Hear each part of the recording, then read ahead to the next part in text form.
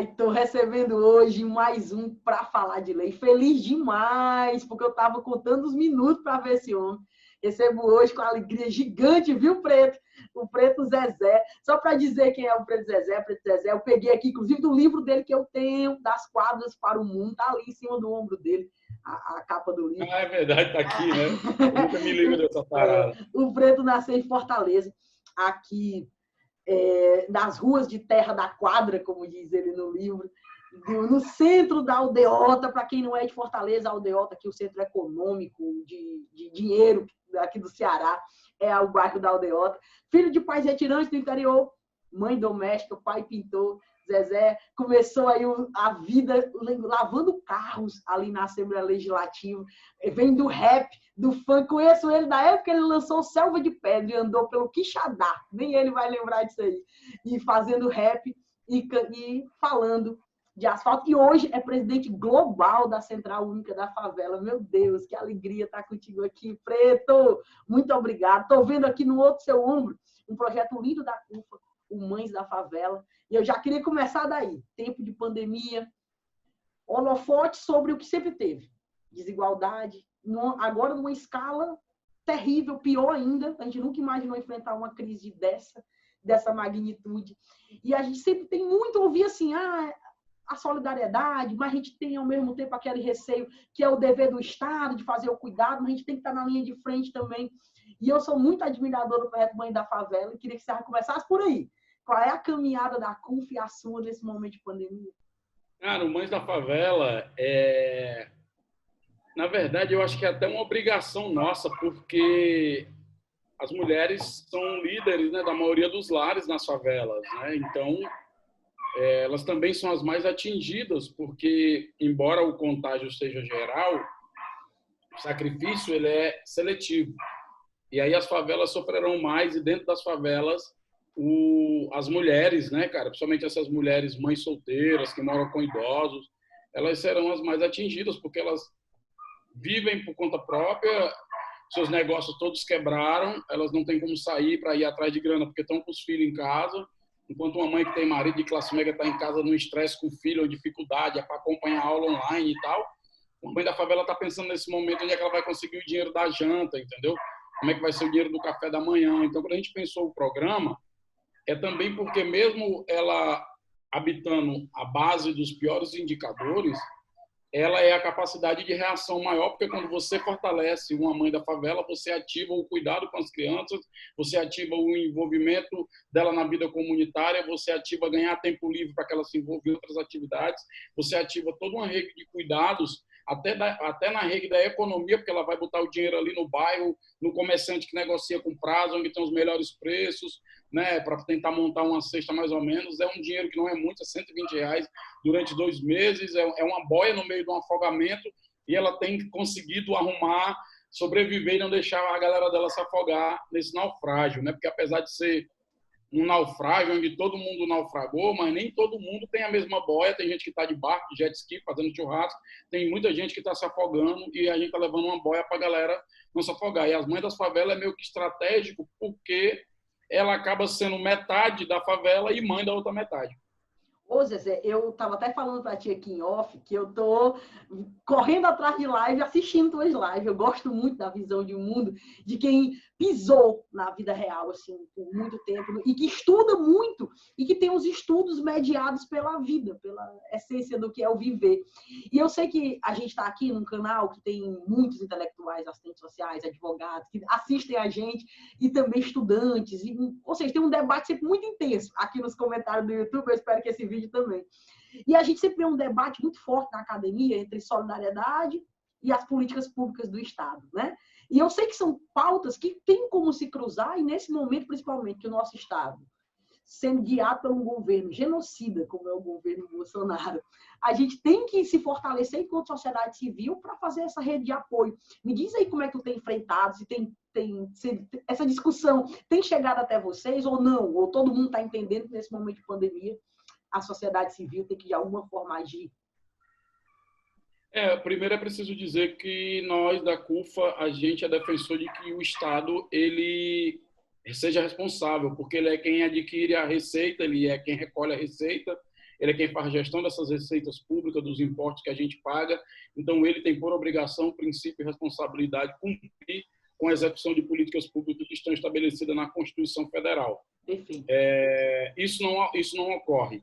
Mas nem por isso nós vamos ficar esperando, porque isso não ocorre, que as coisas aconteçam ou caiam do céu. Pelo contrário, essa mobilização que nós estamos fazendo, você vê, a CUFA nunca pediu dinheiro a ninguém, cara. Nunca. Na história de mais de 20 anos, a gente nunca pediu. Mas pediu por quê? Porque, primeiro, que nós tivemos um problema muito sério, porque antes de virar um problema de saúde, o Covid gerou um problema econômico para todo mundo. E não é diferente para o terceiro setor, não.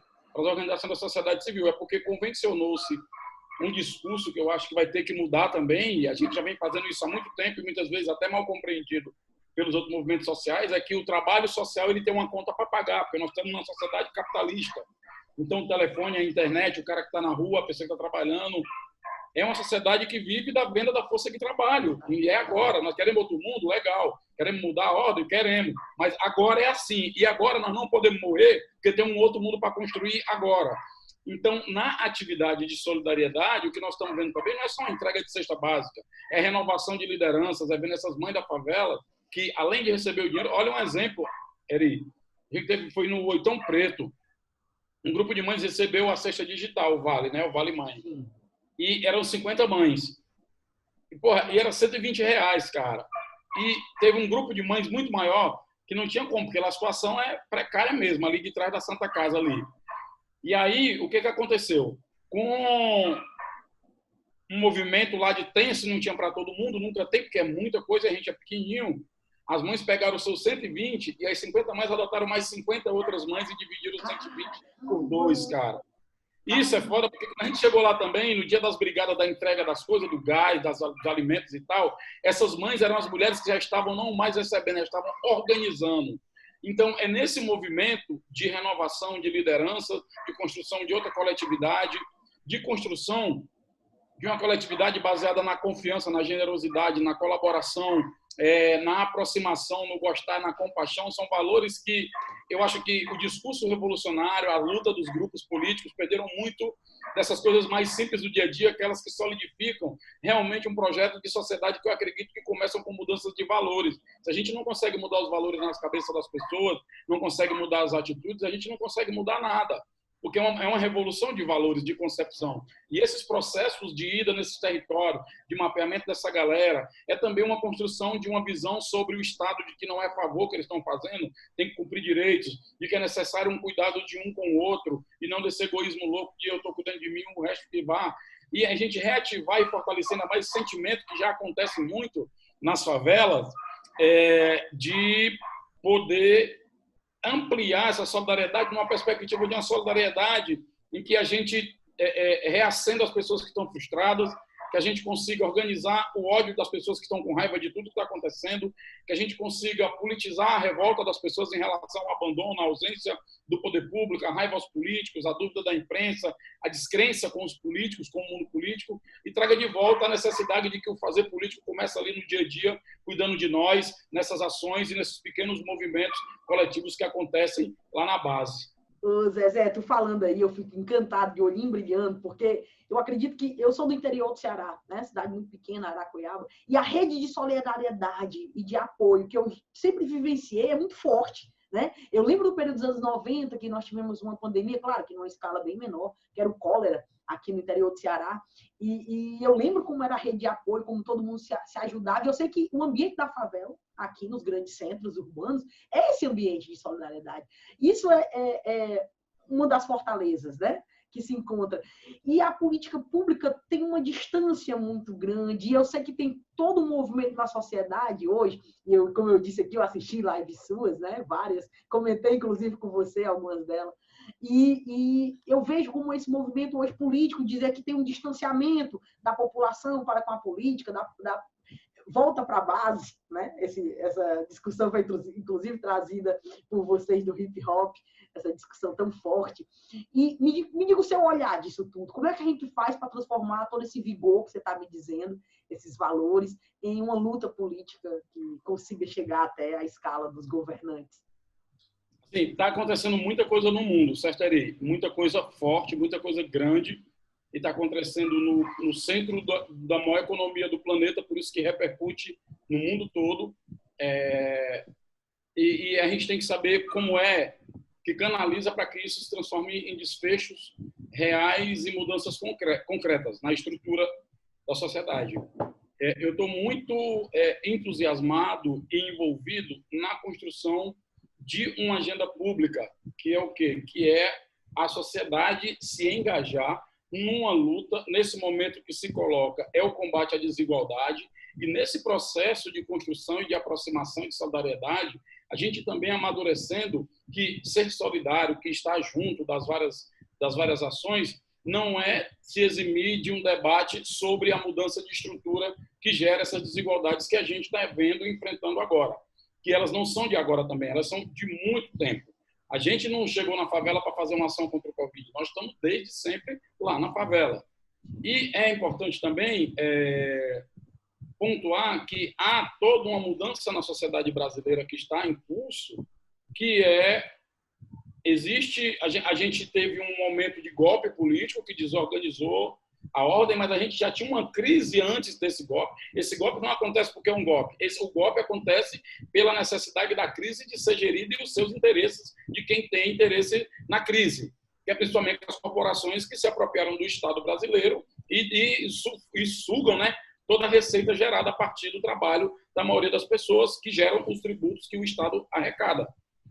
Mas é preciso entender que nós tivemos uma parte no processo no Brasil que foi de grande avanço dessas agendas públicas do ponto de vista dos direitos, da Constituição e fortalecimento de políticas públicas de sistemas de inclusão, né, do SUAS, na área da assistência social, da inclusão de negros no ensino superior, da questão de expansão de energia elétrica para o interior do Estado, de estradas, de cursos superiores, de institutos federais, da parte do conhecimento, né, da universidade, uma coisa que no meu tempo eu nem sabia que existia universidade. Só para você ter ideia, eu sou da década de 90, do rap, só depois que eu fui descobrir que tinha universidade, aí eu já não tinha mais, porque o tempo de trabalho não dava. Mas você teve esse tempo de ganho.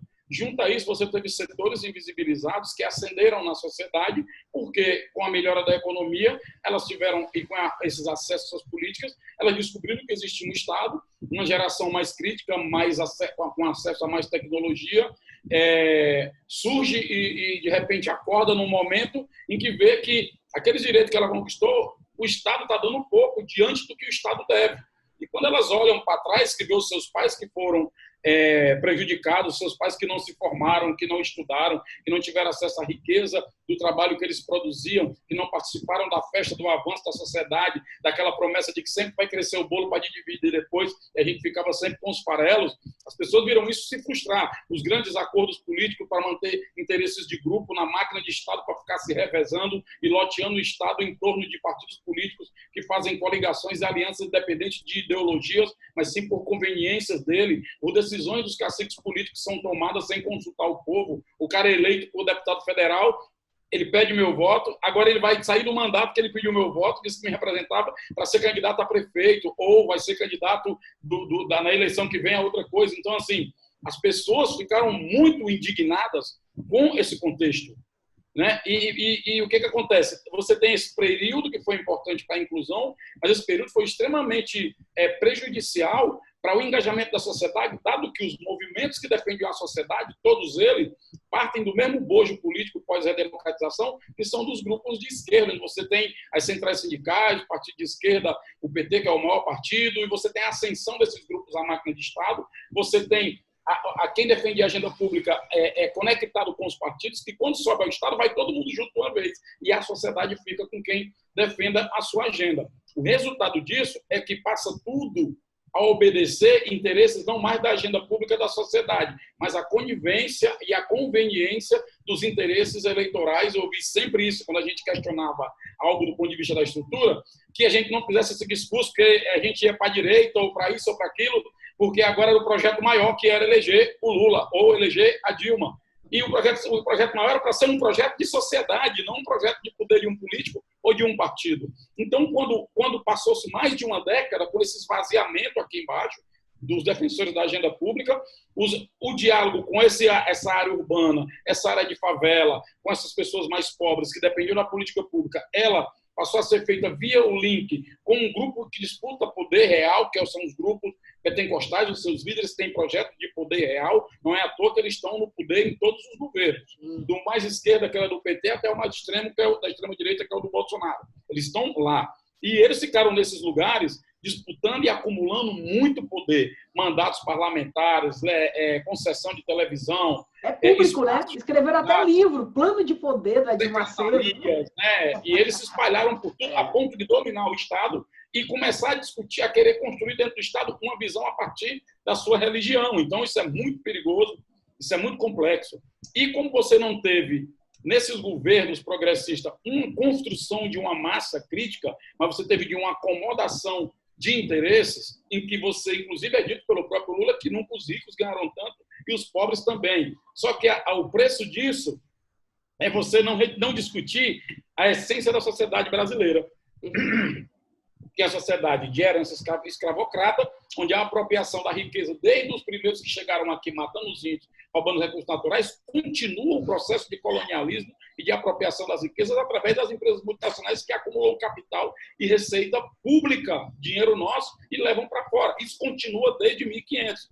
E isso nunca foi colocado na história do Brasil, porque sempre os acordos são por cima e o povo nunca participa. O resultado é que as pessoas que melhoraram de vida passaram a exigir mais Estado, os acordos políticos tiveram que bancar os interesses econômicos, então você construiu estados caríssimos, lotados de problemas de corrupção seríssima, num momento de crise econômica seríssima. Você teve um projeto político muito disputado já na eleição do segundo mandato da Dilma com o Aécio, em que a Dilma, quando assume, ela incorpora uma agenda econômica do projeto derrotado, um projeto que nunca venceu no Brasil, perdeu 4 eleições, inclusive, as últimas 4 eleições foi o projeto neoliberal. A política de Estado mínimo foi derrotada em 4 eleições. Tantos que eles cansaram de ser derrotados e deram um golpe no Brasil. O resultado é que, após o golpe da Dilma, você tem ainda uma crise maior, que é o desrespeito à lógica desse jogo eleitoral dos interesses de poder. Isso é rasgado também. Então, você sai de um clima de acolhimento nos primeiros 8 anos do governo com Lula, você vai para um clima de até melhora, continua, e no final do jogo é um tumulto enorme, uma descredibilidade, um descrédito enorme na política, nos partidos e no Estado. Então, o que acontece? Aí entra o governo do vice do Temer.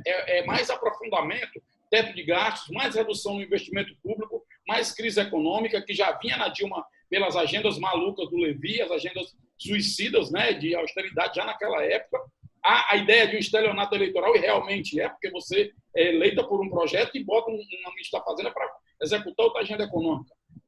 Essa geração que foi incluída, sem debate político nenhum, ela, inclusive, ela é até mais politizada, incorpora mais valores progressistas, é mais coletivista, é mais humanista, mas ela também é mais crítica. E essa crítica não foi percebida por esses grupos que estavam muitos anos longe dessa mesma base, e eles passaram a serem indiferentes a esse grito que vinha das ruas. O que acontece? Essa insatisfação foi capturada por um discurso falso moral em cima da corrupção, foi capturada por um discurso de ordem bélico muito perigoso, da extrema-direita que estava sempre escondido, foi capturada por uma insatisfação no sentimento conservador brasileiro, que ele se incomoda com gay, com sapatão, com negro, com preto tendo dinheiro, com gay dando aula, com travesti tendo visão pública, e juntou-se tudo isso num grande pacote. Pela primeira vez você tem a sociedade brasileira alinhada. E quem poderia alinhar isso? O sentimento magoado de um homem branco. Que é magoado por quê? Porque você tem todos esses grupos que mexem nos valores conservadores da sociedade, que inclusive parte dessa agenda ficou num debate tão central, ao invés de ser um debate de modelo de sociedade, e esse debate vir junto, não. Esse debate ficou central, caiu-se na pegadinha do discurso moral. Exatamente. Usou esse discurso moral também, das mamadeiras de piroca da vida, do casamento gay, da maconha e companhia. Isso, na pouca massa crítica que se tinha, que não foi gerada, porque ninguém se preocupou com isso, de construir processo de politização. Não estou falando de catequizar, estou falando de politizar, discutir sociedade, projeto de sociedade. Então, o que é que há? Você tem aí o grupo religioso que migra rapidamente para quê? Para alinhar esse discurso do homem, do macho, do patriarcal, mandando na família, com a mulher subserviente, discurso de ordem e de arma. com promessa de melhora na economia. Aí você tem o surgimento. Eu estou acabando no Bolsonaro, eu não analiso ele, a pessoa dele, o que ele era, o que ele deixou de ser. Mas é os sentimentos que desaguam, ele é consequência, não é uma causa. E aí você tem o que está aí, que ainda, olha como é doido. Ele agrega o ódio a esses acordos de esquema político, e ele venceu com um partido pequenininho. A gente pode questionar os esquemas que tiveram, robôs e coisa e tal, mas existia uma base real de insatisfação das pessoas em relação a uma mudança na política. Ele vence batendo de frente com os conglomerados de mídia, que as pessoas também estavam muito insatisfeitas com a visão única da imprensa.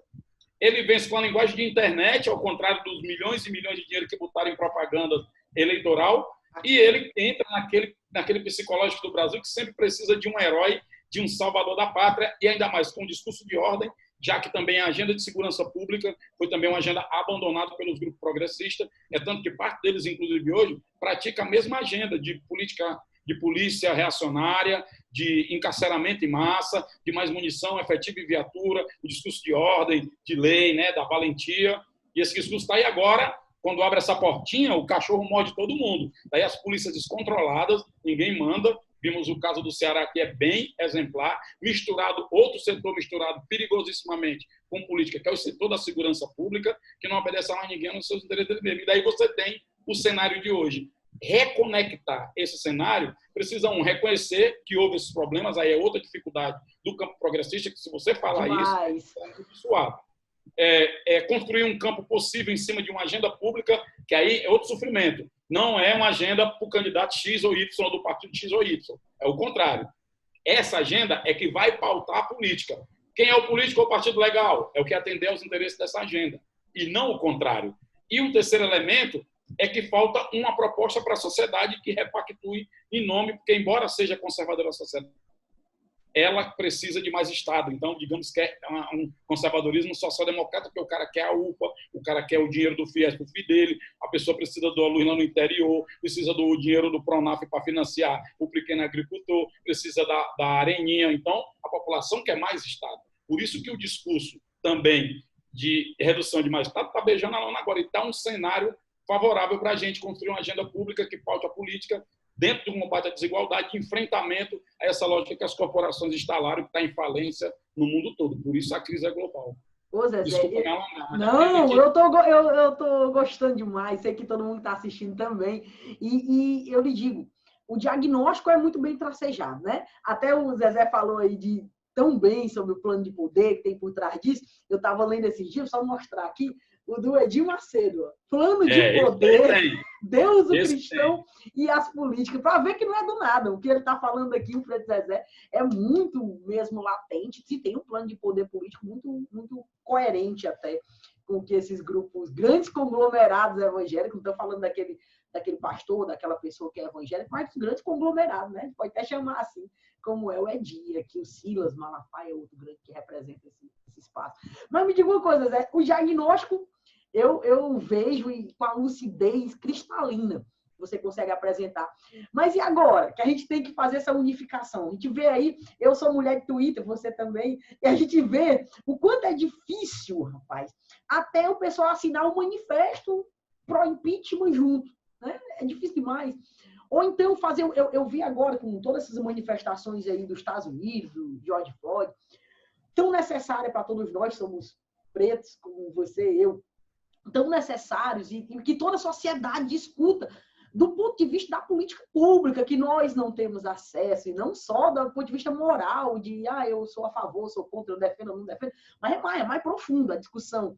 E eu vejo vozes como a sua, para o professor Silvio, né, se manifestando, falando, inclusive estava no Roda Viva essa semana assistindo, vi ele licitando, fiquei toda feliz, de eita, eu conheço o Preto Zezé. Então, fiquei toda feliz, porque você é uma referência mesmo. E eu fico pensando assim, como é que a gente faz, né? Eu até conversei com você aqui em off antes, que eu tinha assistido muita live sua, inclusive uma que você fez no Instagram de um candidato, que o pessoal diz que vai ser candidato, né? E que é de televisão, né? Do Luciano Huck. E o pessoal, eu vi lá opiniões de um jeito do outro, não vou dizer a minha aqui, mas quero muito ouvir a sua. Como é que se faz um arco em cima de um ponto determinado? Olha, vou dar um exemplo, racismo estrutural. É uma coisa que todos nós concordamos aqui. Então, nós podemos caminhar com essa pauta? Ou não dá para ser assim. A gente tem que fazer todo um apanhado e só se concordar com A, B, C, D, E, F, G é que a gente pode conseguir caminhar 2 passos juntos. Eu tenho muita dificuldade assim, a gente não assina manifestos, né? A CUFA não tem essa cultura do assinamento, da assinatura de manifestos, assim. Eu fui um cara criado na cultura de esquerda, sempre achei legal isso, mas hoje eu vejo que é tão infrutífero, porque primeiro que não é verdadeiro. Eu acho que o campo progressista vai sofrer muito, talvez tenha que levar mais outra P ainda, até acordar, porque há uma disputa enorme de protagonismo, é uma disputa fratricida, inclusive, onde os candidatos querem se construir destruindo uns aos outros. Então, sobra candidato e falta projeto. E falta povo com esse... Então, eu não acredito que daí, desse modus operandi, venha alguma coisa. Pelo contrário, a tendência é isso necrosar, é isso ficar mais esquizofrênico, mais isolado, mais em pânico e atirando para todo lado. E isso não vai juntar voto. Desculpa dizer para os que estão achando que isso vai agregar algum voto. E não adianta ficar falando que é 70, porque não adianta ser 70 se os outros 30 é que estão organizados e os 70 estão em guerra. Enquanto os 70 guerreiam entre si, os 30 vão passeando. Não adianta também falar isso. Eu acho que as pessoas se juntam por interesses, certo?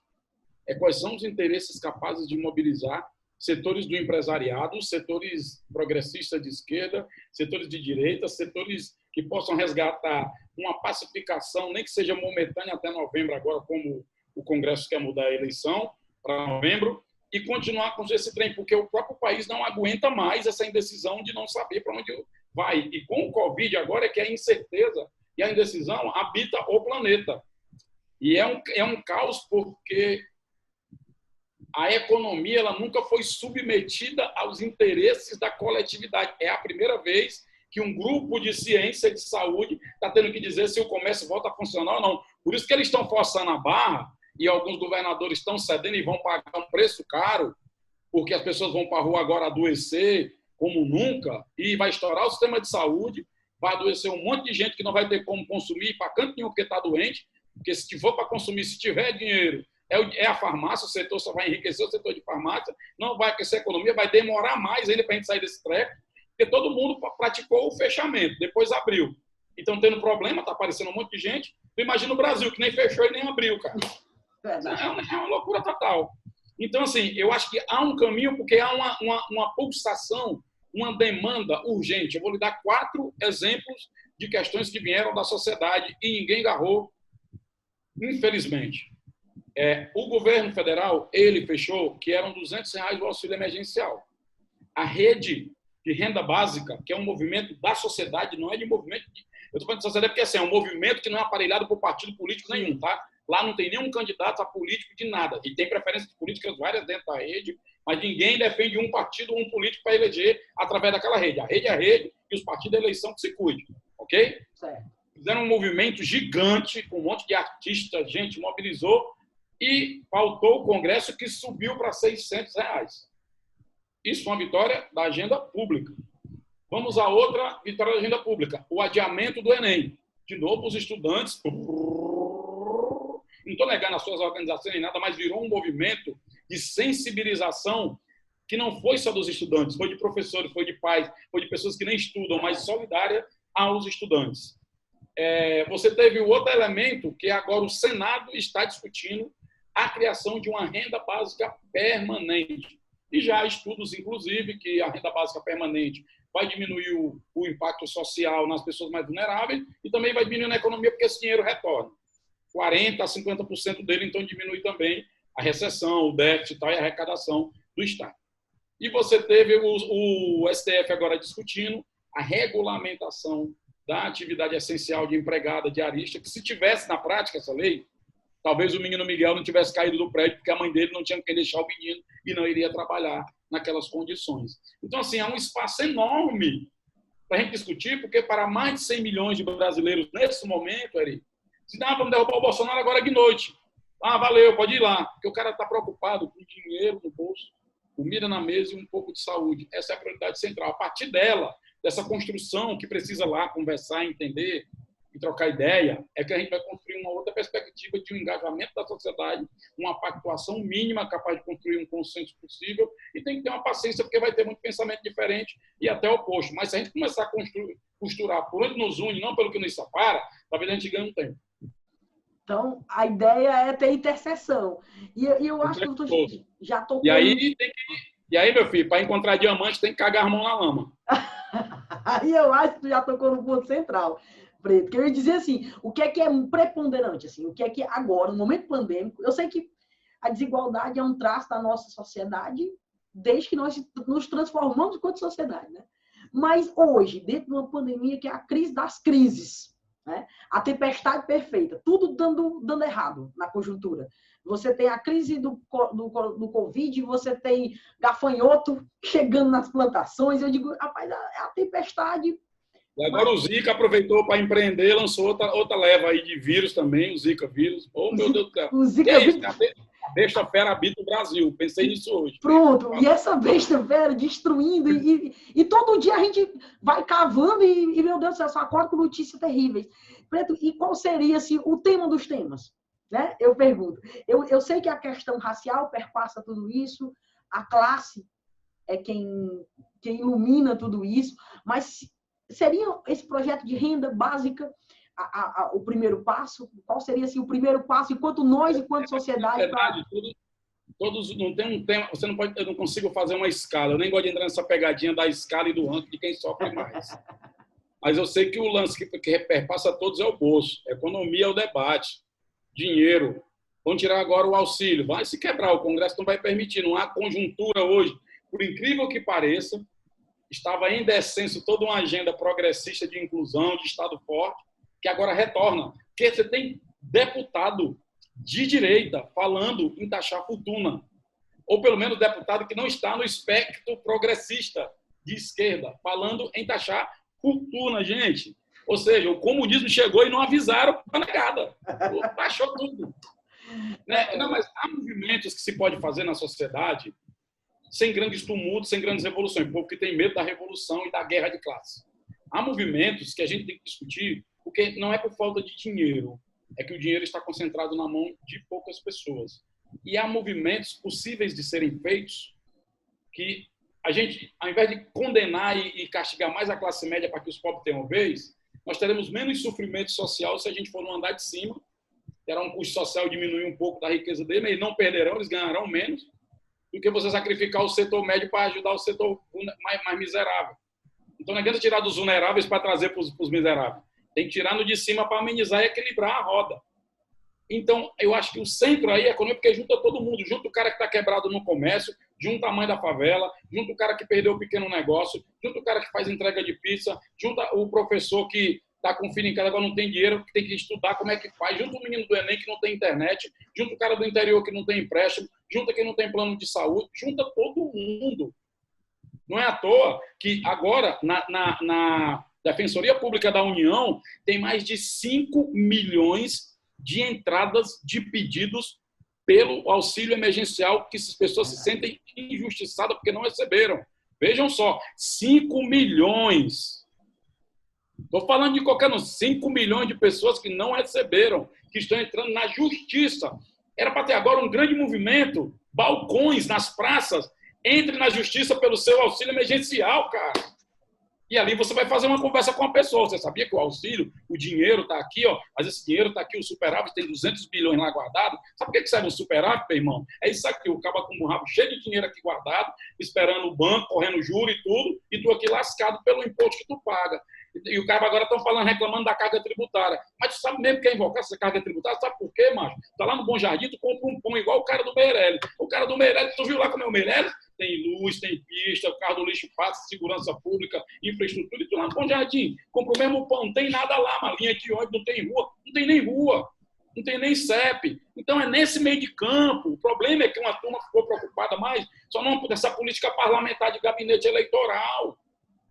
E nesse momento, eu vou dizer, a população está com ódio da política. Talvez o povo lá na frente muito, porque o nosso povo também é muito paciente, né? O povo fala, tranquilidade total, tá dando um show de equilíbrio emocional numa crise caótica dessa que você não viu o saque ainda, quebra nem nada. Aí eles estão brincando com fogo, não sabe a chama alta que é a fome e a desigualdade. Estão brincando, não querendo dar o direito do povo. Mas, assim, existe 1 milhão de caminhos para a gente poder dialogar com o povo dentro de uma agenda de disputa, de uma agenda de inclusão. Mas, infelizmente, está todo mundo preocupado quem vai ser o candidato que vai derrotar o Bolsonaro. Eu lamento. Nesse caminhar aí, Bolsonaro vai ganhar de braçada. E eu fico preocupada não só com o movimento político nesse sentido, com o movimento acadêmico também nesse sentido. No sentido de uma crítica exacerbada da judicialização. Aqui o programa é para falar de lei. E eu fico, às vezes, pensando, você deu uma proposta aí, um balcão para que as pessoas judicializem a ausência do Estado, o direito delas, e vai ter alguém dizendo aqui, viu, no comentário, mas a judicialização não é o caminho. É sempre muito complexo, né? A judicialização... Depende contra quem. Se for a favor do nosso povo, vale. Eu concordo plenamente. A entrevistadora dando opinião aqui. Concordo plenamente. Eu acho sim. Eu acho que entre a efetividade do direito no papel e a realidade do nosso povo tem que ter uma mediação, nem que seja do judiciário. Mas tem que ter uma mediação, tem que pular em cima. Deixar a pessoa gritar. É isso. Porque não entenda, é tudo de classe no Brasil. A gente está vendo, lógico. Então, qual é o problema de a gente judicializar a nosso favor? É disputa. A sociedade não vai vir nada de mão beijada. É outra coisa que a gente quer se eximir. Uma coisa é o punitivismo. Outra coisa é você utilizar mecanismos jurídicos. Por exemplo, a ação do... Quer ver outra agenda pública? O ministro Fachin deu uma sentença proibindo ações da Polícia Militar dentro de favela do Rio de Janeiro. Sabe quem ele citou? Citou Buba Aguiar, do Complexo do Acari, uma menina que tem lá, ativista, Renê Silva e Raul Santiago, que foram os que deram base para a sentença que ele fez. Ou seja, uma ação jurídica valeu mais do que milhões de passeata e agora está, inclusive, vai ter sustentação oral no STF sobre a retirada das ações policiais e a adoção de um protocolo de abordagem. Então, tem que ver que tipo de ação jurídica nós estamos falando. Aí, vou aproveitar para dar uma informe pessoal aqui. O que o Zezé falou aí, maravilhoso, é a DPF 635, que vai ter de Amigos Curi, vai ter no parlamento do STF pela primeira vez um movimento negro organizado desse país, podendo ter fala, os advogados. Maria, não vou dizer o nome aqui, o Zezé disse vários aí para não ficar citando todos, mas o movimento negro vai ter fala pela primeira, e é muito simbólico, né, Zezé? 2020, pô, é que nós vamos ter a primeira vez um movimento podendo ter fala, a favela podendo ter fala diante do Judiciário, do Supremo Tribunal Federal, aquele rito e pompa do Supremo. Eu acho que, pelo menos, quando eu li toda a decisão do Fachin, fiquei assim, emocionado. Acho que é uma grande vitória mesmo do movimento. E para encerrar, que eu não vou ficar tomando tua noite aqui inteira, mas eu queria saber, ia se deixar, eu fico mesmo. Eu queria mesmo era no Benfica essa conversa ali no espetinho. Mas já que não tem como, me diz uma coisa, Zezé. E para o movimento nosso, né? Aí dessa luta antirracista que está sendo tão falada, eu vejo a Globo News, sabe, Preto, ali discutindo numa bancada à noite, 7 horas, no horário nobre da Globo News, no horário nobre, com pessoas discutindo o tema, discutindo o racismo, discutindo o acesso da população negra. Eu fico dizendo, pô, é uma hora da gente discutir o tema e aproveitar o ensejo, né? Quando acontece isso nos Estados Unidos, como aconteceu com o George Floyd, no grande centro do mundo, faz explodir, mesmo eclodir essa discussão. E aqui no Brasil, a gente que tem mais dificuldade de ter essa... Eu digo assim, a favela nunca deixou de brigar, quando acontece uma morte, quando acontece... Sempre foi para a rua. Aqui mesmo no Ceará, o pessoal fecha a BR quando tem aqui na Messejana. Eu lembro que para colocar um fotossensor aqui na BR, que tinha muitas mortes que cruzavam para cruzar para Itaitinga, o pessoal foi para a rua, fechou, colocou... Nunca parou de se movimentar. Sempre teve um movimento muito forte de luta, de grito, mas agora estão colocando holofote. O movimento do pessoal dos entregadores, né, com o Galo, lá em São Paulo, eclodindo também. Como é que você enxerga essa movimentação e o tabuleiro que está se movendo e colocando luz nas nossas pautas tão sonhadas? Eu queria começar pelo domingo, que teve a manifestação. Eu acho que ali houve uma virada de página, os 2 domingos, inclusive, porque ali é uma retomada das ruas pela juventude. E tem vários elementos ali, que o primeiro deles é o colaborativo entre os próprios jovens, é o fato de serem jovens de favela, jovens negros, um discurso mais organizado, mais agressivo, a cor preta predominando, nada contra as outras cores, mas foi legal isso. porque passa um outro símbolo, passa uma outra mensagem. E um movimento que não teve incidentes, um movimento que cuidou de distanciamento, uma série de cuidados, super organizado. Acho que ali tem uma virada importante para a gente analisar em outro momento. Acho que agora também aqui, agora as pessoas descobriram qual estruturante é o racismo nessa estrutura de desigualdade no Brasil e que não tem como você discutir nada sem passar por ele. Então é inevitável você discutir qualquer coisa e não passar pelo racismo no Brasil por uma questão simples. Não adianta igualar ela às outras questões, não adianta fazer um ranking. É porque ela depois dos indígenas, a questão do negro é a que vem numa estrutura de construção da sociedade brasileira. Você tem mais de 3 séculos de escravidão no Brasil, baseado com recorte de raça. E a criação do termo raça, do conceito de raça, foi o racismo que criou para poder subjugar povos. No caso do Brasil, os povos negros. Que você tem a construção da acumulação de capital até chegar na transição do capitalismo brasileiro, uma economia que foi gerada sob trabalho escravo, que quando teve o 13 de maio, no dia 14, todos nós fomos despejados, sem direito, sem CLT, sem indenização, sem terra, sem cavalo, e fomos jogados a lugar nenhum. E isso foi dito para a memória e para a tranquilidade, para a história brasileira botar a cabeça tranquilamente no travesseiro, e foi chamado de abolição. E, óbvio, a princesa Isabel é uma branca, muito gente boa, amiga, legal pra caramba, foi que deixou a gente ser livre. E aí você tem esses ambientes domésticos, é a participação especial da quarentena. Adoro. Esses barulhos domésticos. Aí você tem os italianos chegando de trem com suas famílias, com seus nomes próprios, né, com suas tradições, sendo acolhidos.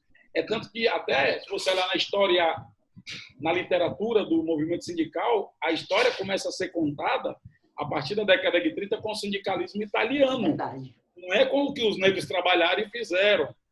Então, assim, é muito doido como se construiu a história brasileira. E agora volta essa fita com peso, com gente preparada do naipe de Silvio Almeida, para pautar não o preto como um lugar, como cativeiro de debater somente o racismo, mas de economia, para discutir filosofia, para discutir ciência, para discutir projeto de país, para discutir projeto de universidade. Né? Que a nossa universidade entrou também numa clausura meio louca. Eu estava comentando com minha companheira de ciência social, Cíntia, que... Fazer a pau. Cíntia estuda, estudiosa do tema. Estou aqui com o livro dela também, se eu alcançasse. Maravilhosa. Estou falando para ela assim, refletindo, que agora estão discutindo a questão do produtivismo na universidade e tal, mas eu lembro que estava num seminário na Argentina sobre educação e juventude. Em 1996, eu estava num painel, era eu e o Pablo Gentili, e ele já discutia em 96 a introdução do neoliberalismo no ensino superior, na educação. E era essa lógica da universidade, como essa lógica produtivista, de resultado, então, assim, o professor produzindo, e alienação total da sociedade. Então, como tem muita gente do curso de serviço social aqui, nós vamos passar por um processo de transição agora que nós vamos ter que ter um jogo de cintura para manter, retomar e construir um link muito forte, que eu também não faço parte, com todas as minhas críticas a esse formato de universidade.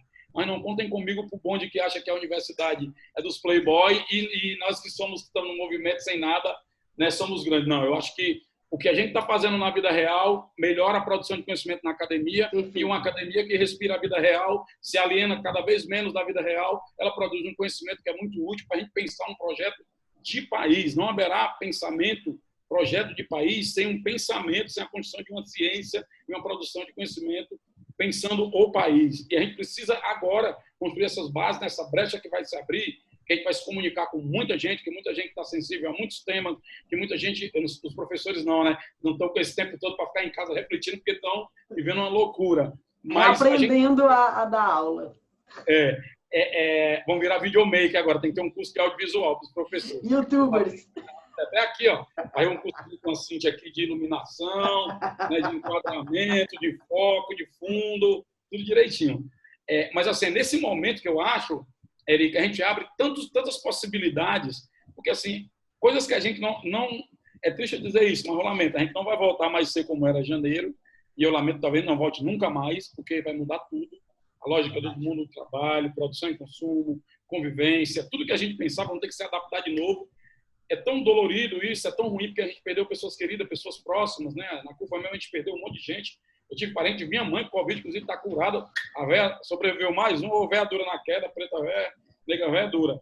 Mas assim, a gente está vendo um momento também, gente, da gente não reproduzir as coisas que deram errado. A gente vai ser obrigado a pensar outras questões bacanas e nós vamos ter que levar em conta esse estado psicológico, esse estado afetivo, esse estado de construção de relação, por incrível que pareça, estando mais distante um do outro. Eu acho que essa é a porta que se abre para a gente construir outras perspectivas, porque eu acho que esse é que é o risco. A gente não pode deixar perder a perspectiva. Se a gente deixar perder a perspectiva, aí a gente perdeu tudo. É o que eu estou falando para os amigos. Eu estou em grupo que tem pessoas que são donas do PIB do país. Eu estou falando para eles que se a gente atrasar com um processo de ajuda para pessoas que mais precisam, principalmente todas as favelas, os públicos vulneráveis, nessa desigualdade, eu não acredito que um pai de família vai ficar olhando seus filhos morrer de fome ou uma mãe diante de prateleiras lotadas de comida. E aí ele vai partir para cima e vai ser o colapso. Só que quando ele partir para cima, quando chegar nesse nível de tensão e de estresse, ele não vai partir para cima só do supermercado, ele vai partir para cima de tudo que tiver à frente, porque ele perdeu a perspectiva. E a coisa mais perigosa do mundo é uma pessoa que não tem nada a perder. Zezé, eu já tinha feito a pergunta final, mas tu falou uma coisa que me deixou assim muito pensativo aqui. Eu cheguei a ver nos anos 90, lá no meu interior, na época das secas brabas, né, que se tinha aqui no Ceará, ainda não se tinha esses açudes que tem hoje, toda essa estrutura que foi criada dentro do estado. E eu cheguei a ver saques, as pessoas vindo até ao centro da cidade e indo até a Secretaria de Educação e pegando ali a comida, aos mercantis. E isso é uma coisa muito preocupante. Eu fico pensando, nós aqui, que somos duas pessoas que tivemos uma realidade muito difícil de sobrevida, você principalmente, que dentro de uma selva de pedra, como você chama no livro, como é Fortaleza, talvez ainda com uma situação muito mais terrível mesmo, de acesso a bens, serviços e ao básico. E eu fico pensando assim, como é que, nesse momento de pandemia, que a gente tem à frente uma janela que pode ser propulsora dos direitos sociais, a gente consiga pegar as energias e focar para conseguir sair com melhor, se é que é possível, estou falando enquanto garantia de direitos, ou pode vir ainda mais treva, que é fazer com que nós eu digo a nós, população pobre, venha a pagar o débito de tudo que está acontecendo agora. Para finalizar mesmo, porque senão eu fico aqui contigo a noite todinha, a Cintia Student deve estar aí já dizendo que eu disse que essa entrevista, eu disse para tu, vai ser meia horinha, já estamos aqui há quase uma hora. E eu ainda quero aqui aproveitar o momento para dizer que eu quero a Cíntia também para fazer uma live comigo. Drogas e produção social, viu, Estudas? E eu digo assim, como é que a gente consegue esperançar? Acima de tudo, um cara da favela das Quadras que está aqui na luta é um cara que esperança, que fica ali na linha sempre com uma esperança muito forte. Como é que a gente consegue? Ajuda a mim, ajuda a assistente social que está lá no Presidente Vargas, no hospital de campanha, com um vínculo fragilizado, trabalhando o dia inteiro, voltando para casa, cuidando do filho, com medo de trazer o Covid para dentro de casa, ou a que está lá no interior, pegando ônibus para ir trabalhar. Como é que a gente consegue manter viva essa esperança e esse calor que eu estou recebendo de ti aqui hoje? Primeira coisa é não ficar só. Fica só. Liga para alguém, faz uma live, liga no Zap, incomoda, liga, chama, troca ideia, faz um contato. A segunda coisa que eu acho que é o desafio maior nesse momento, eu vejo muitos amigos meus, quando qualquer coisa que os caras postam, o cara vai lá e combate ao fascismo. O ódio ele é uma areia movediça. Tá? Quando a gente entra na frequência do ódio, a gente não ganha na frequência do ódio porque nós não somos do ódio, a gente só afunda. O jogo do ódio é dos caras. Na hora que eu entro, eles jogam melhor, porque esse é o jogo deles. O meu não, o meu é um momento, eu fico com ódio, raiva e tal, mas isso adoece, isso me enfraquece, isso me imobiliza, isso me deixa triste, isso me deixa fraco. Então, construa outra frequência. Quando a gente está rindo, quando a gente está se divertindo, quando a gente está lendo, quando a gente está com as crianças, quando a gente está com as coisas que a gente gosta, a gente está se fortalecendo. A gente não valorizou muito isso, porque a gente vivia um mundo do trabalho muito fora, voltava para casa cansado e tal, só que a gente está o dia todo em casa. Então, a gente tem que procurar construir agora outras vivências que tragam energias positivas, porque essas energias nos adoecem. Evite conteúdo de coisas muito, muito negativas. O mundo já está muito pesado, está muito hardcore. Eu estou falando isso agora individualmente, porque a maior guerra é aqui. Ó. A lógica que está aí, ela vence aqui dentro, na medida que ela lhe entristece, que ela tira a sua perspectiva, que ela não deixa enxergar possibilidades, que ela lhe enche de ódio e indignação, a ponto de você ficar doente, passar mal, e você ficar realmente mal, adoecer realmente fisicamente, na medida que ela não tira força, porque como é a lógica de guerra, a gente tem uma lógica civilizada. Como nós não estamos na lógica de guerra, nós vamos com nossa coisa civilizada, é como você oferecer fogo e o cara te dá um soco. Então, não há lógica de paz naquele lugar. Então, não vai para ali. Sai dessa frequência, muda o rádio, cria outra, cria como socializar. Por exemplo, hoje, como é que nós estamos cuidando das nossas crianças em casa? Como é que nós vamos fazer uma live só de pivete? Eles querem brincando, pintando, tirando onda, conhecendo outras crianças, até que essa porra pare e a gente bota as crianças tudo junto. Fazer leitura, sarau, ler, ouvir música junto, fazer coisas que não tem a ver com esse ambiente tenso. Porque é aqui dentro, ó, se você perder a guerra aqui, acabou tudo. Não deixa entrar aqui, ó. Entrar aqui é não deixar você sorrir, não deixar você ter expectativa, esperança na vida. Olha uma coisa, nós estamos falando todo dia das pessoas mortas no Covid, e são muitas. Vamos ver, o Ceará está em que? 6 mil e tanto já? Mas o Ceará já salvou 60 mil.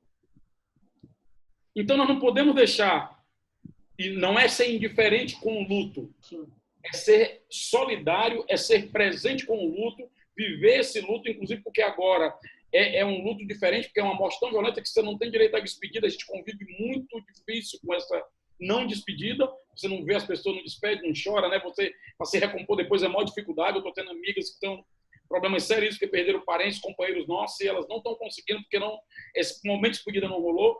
É um momento doloroso, porque você não vê as pessoas, não enxerga, não se despede dela, mas ao mesmo tempo tem um mundo para fazer. Eu estava fazendo outro dia uma festa para o meu filho, botei ele pintado, um monte de gente comemorando, e entrou uma pessoa e falou assim: porra, no meio desse negócio todo, você está fazendo do seu filho? Eu disse: tô. Porque nós não somos só morte, porque nós não somos só tristeza, nós não somos só frustração. Por isso, quando a pessoa me chama, Nazé, vamos discutir a morte do negro, encarceramento, eu tenho resistido a não ir. Não vou. Vamos discutir aqui o combate à pobreza, vamos discutir compartilhamento de riqueza, divisão de oportunidade, os negros fazendo moda, os negros fazendo cabelo. Porra, na manifestação do George Floyd, cara, tinha um destacamento de negros com roupas de estilo de moda do cacete. E o cara perguntou: porra, que protesto é esse, pô? Todo mundo no luto, puto com tudo. Eles disse: a nossa elegância é a nossa demonstração de respeito e eles não vão tirar isso de nós. Então sejamos elegantes, sejamos sorridentes, sejamos criativos, sejamos literários, sejamos crianças, sejamos um monte de coisa boa que está tudo dentro de nós, só que a gente está navegando na pocilga do ódio, e lá só alguns porcos conseguem ficar, que são eles, nós não somos. Sai de lá. É preciso denunciar essas trevas, essa loucura, esse autoritarismo? Mas é preciso botar luzes nas coisas boas que estão dentro de nós, gente. Não vamos deixar apagar essa luz, não. Muda a frequência, tem que lá de cá, deixa os caras lá se afogar, inclusive porque lá eles vão se afogar pelas próprias mãos, como a gente está vendo agora. Ai, Zezé, feliz demais de te receber. Muito obrigada. Eu vou pegar esse finalzinho, vou editar, e quem fica falando aqui no YouTube que eu falo de tema horrível, sorrindo, eu vou cortar um pedaço assim, eu vou responder agora com o teu vídeo. O meu sorriso não rouba, não. Não rouba nada, sorriso desse. Ei, muito obrigada, viu? Prazer imenso. Obrigadão. Valeu mesmo. Desculpa o atraso, é porque a vida aqui está meio louca. Oxe, tudo maravilhoso. Beijo grande, viu? Obrigada. Beijo, pessoal. Valeu, Ari. Tamo aí. Valeu.